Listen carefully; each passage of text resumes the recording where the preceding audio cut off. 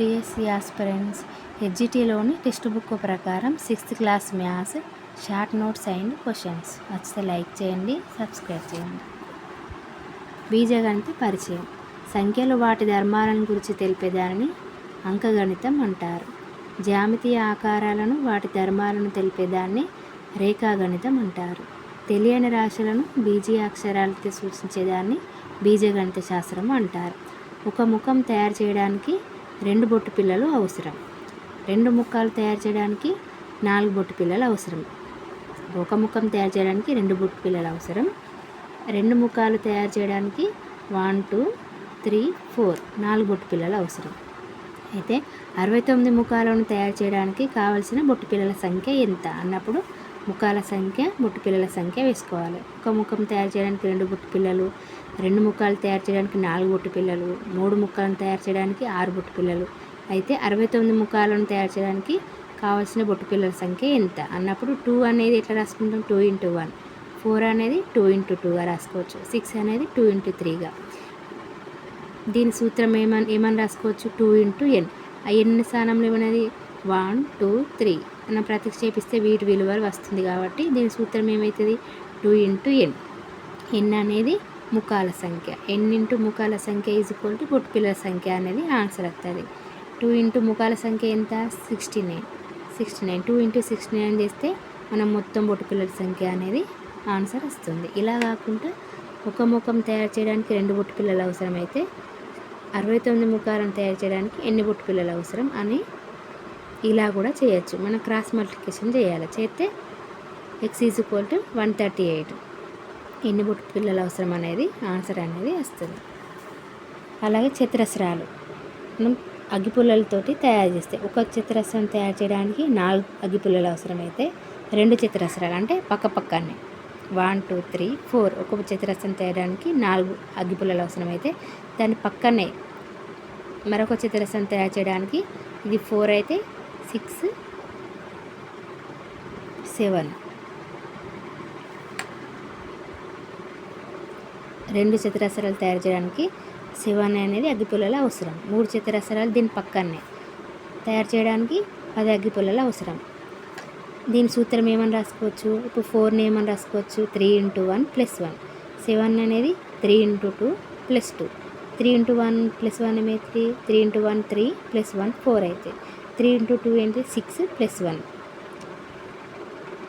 ఇట్లా మనం ఆ సూత్రం ఏమైతే 3 × 1 2 3 కాబట్టి వాటి చతురస్రాల సంఖ్య +1.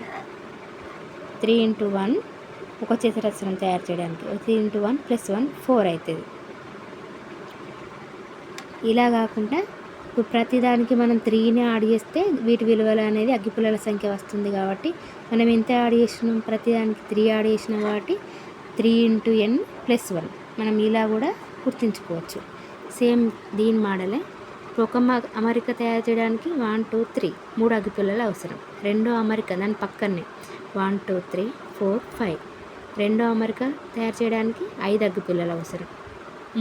మూడో అమరిక తయారు చేయడానికి దాని పక్కనే 1 2 3 4 5 6 7 ఇలా 12వ అమరికకు కావాల్సిన అగ్గిపుల్లల సంఖ్య ఎంత అన్నప్పుడు ఇప్పుడు 3ని ఏమని రాసుకోవచ్చు, 2n + 1గా రాసుకోవచ్చు. ఎన్ని స్థానంలో మనం ఒక అమరిక కాబట్టి 2 × 1 + 1 ఏమైతే 2 + 1 ఏమైతే 3. ఇట్లా సూత్రం వేసి కూడా రాసుకోవచ్చు. లేకపోతే మనం ప్రతిదానికి ఎంత యాడ్ చేసినాం, +2 యాడ్ చేసినాం కాబట్టి 2 × 1 2 × n + 1. దీనికి ప్రతిదానికి ఏం యాడ్ చేసినాం, 3ని యాడ్ చేసినాం కాబట్టి 3 × n + 1. ఇక్కడ ప్రతిదానికి 2ని యాడ్ చేస్తే ఇప్పుడు 3కి 2ని యాడ్ చేస్తే 5 వచ్చింది, 5కి 2 యాడ్ చేస్తే 7 వచ్చింది. ఇట్లా 2 × n + 1 మనం సూత్రంలాగా అనుకొని చేస్తే ఈ ఆన్సర్ అనేది మనం సింపుల్గా వస్తుంది. y యొక్క రెట్టింపు సంఖ్య నుండి 16ను తీసివేయబడింది. రెట్టింపు అంటే ఏంటి, 2 × 2 మైనస్ ఇందులో నుండి 16 అనేది తీసివేయబడింది. ఈ సమీకరణం మనం ఎట్లా రాస్తాం, y × 2 అంటే 2y - 60.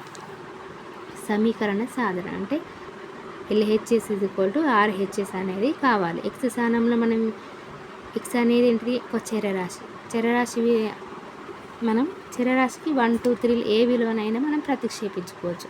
ఏ విలువ అయితే ప్రతిక్షేపిస్తే ఈ LHS RHS అవుతుంది. x 11 ప్రతిక్షేపిస్తే LHS RHS అనేది అవుతుంది. దీనిని సమీకరణ సాధన లేదా సమీకరణ మూలం అంటారు. దీనిని 1, 2, 3 ఇట్లా ప్రతిక్షేపించేదాన్ని యత్నదోష పద్ధతి అంటారు. సమీకరణం అంటే LHS RHS మధ్యలో ఈక్వల్ అనేది గుర్తుండాలి. దీనిని సమీకరణ సాధన అంటారు. LHS RHS మధ్యలో లెస్ దెన్ కానీ గ్రేటర్ దెన్ కానీ ఉంటే దీనిని సమీకరణ సాధన అన్నారు. కేవలం మధ్యలో ఈక్వల్ ఉంటేనే దీనిని సమీకరణ సాధన అంటారు. Thanks friends. నచ్చితే లైక్ చేయండి, సబ్స్క్రైబ్ చేయండి.